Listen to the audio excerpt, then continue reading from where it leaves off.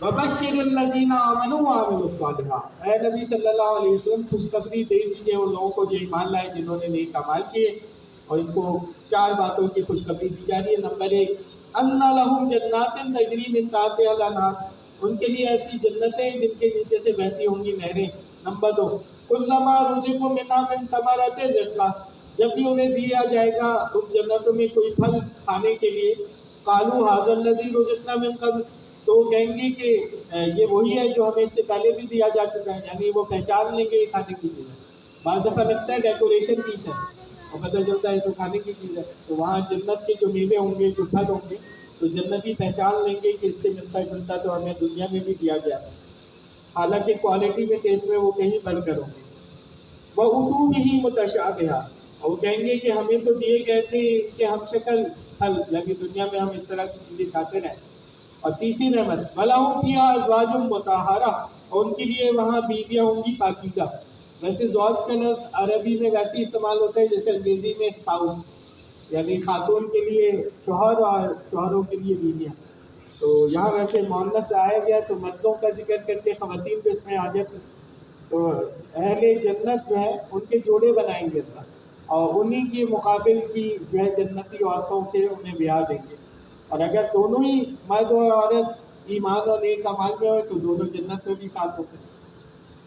اور نمبر چار، وَهُمْ فِيهَا خَالِدُونَ، یہ بھی اللہ کی بہت بڑی نعمت ہوگی کہ وہ جنت میں رہیں گے ہمیشہ ہمیشہ۔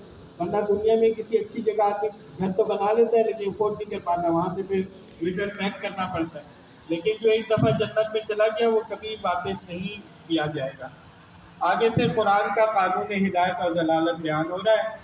ان اللہ لا یستحیی ان یضرب مثلا ما بعوضۃ فما فوقها، ان کا جو دوسرا اشکال تھا کہ کیسے اللہ کا کلام ہے، اس میں تو مچھر کا ذکر ہے اور معمولی چیزیں مکوڑوں کا ذکر ہے، تو اس کا جواب دیا جا رہا ہے کہ بے شک اللہ تعالیٰ نہیں جھجکتا کہ وہ بیان کرے مثال مچھر کی یا پھر اس سے بھی بڑھ کر، جیسے عنکبوت جو ہے وہ مکڑی کو کہا جاتا ہے، اسی طرح ذباب مکھی کو کہا جاتا ہے، اس کی بھی مثال قرآن میں آئی ہے۔ حمار جو ہے وہ گدھے کو کہا جاتا ہے، کلب کتے کو کہا جاتا ہے، ان کا بھی ذکر قرآن میں آ گیا ہے۔ تو فرمایا کہ اللہ تعالیٰ اس طرح کی مثال دینے سے نہیں جھجکتا۔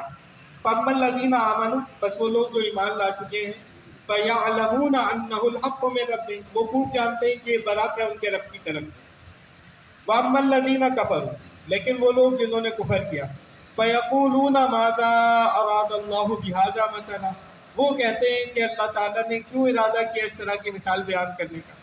تو فرمایا یُضِلُّ بِهِ کَثِیرًا، اللہ تعالیٰ گمراہ کرتا ہے اس طرح کی مثالوں سے بہت سو کو، وَيَهْدِي بِهِ کَثِیرًا، اور ہدایت دیتا ہے بہت سو۔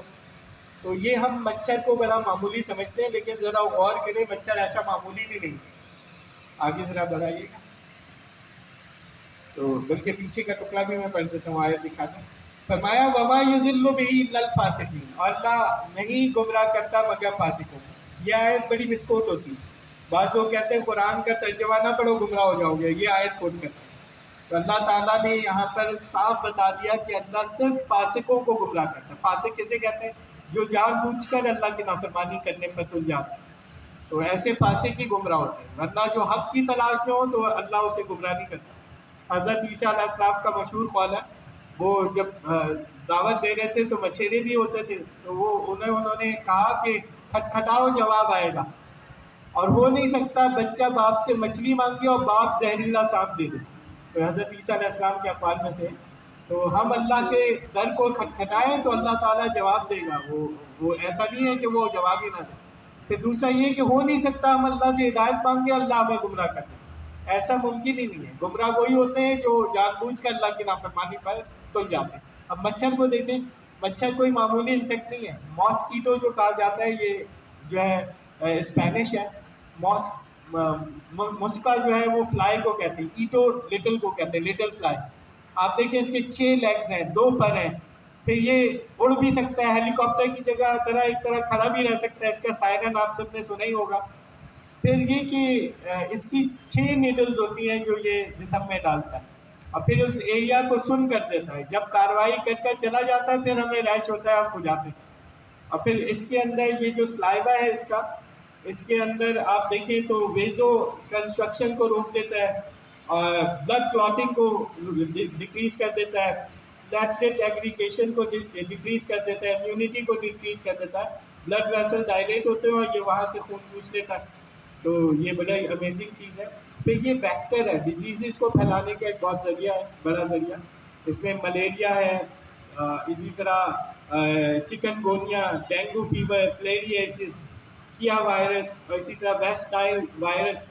इसे कहा जाता है deadliest insect in the world.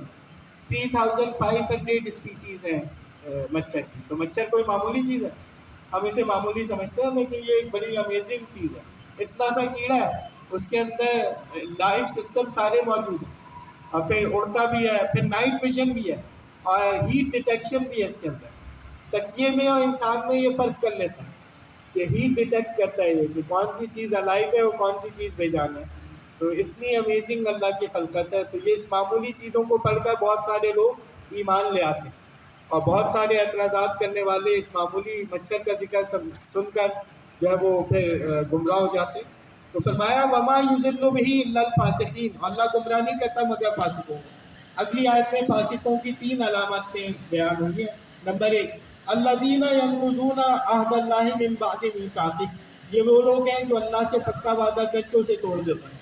हम आइंदा से अल्लाह की इबादत करेंगे, झूठ नहीं बोलेंगे, रिश्वत नहीं लेंगे, तो वादे करते हैं और तोड़ देते हैं। अल्लाह की इताअत करेंगे, रसूल की इताअत करेंगे। नंबर 2, वयक़्तऊना मा अमरल्लाहु बिही अन यूसल, और कता करते हैं उसे जिसे अल्लाह ने जोड़ने का हुक्म दिया है। रिश्तेदारी नहीं निभाते, कता रहनी करते। और नंबर 3, वयुफ़्सिदूना फ़िल अर्ज़, और फसाद मचाते हैं मुल्क में। फसाद क्या होता है? अल्लाह की हाकिमियत को कायम नहीं करते, बल्कि अल्लाह की हाकिमियत के खिलाफ जो है वो कोशिशें करते हैं। ऐसे लोगों का अंजाम क्या होगा? उलाइका हुमुल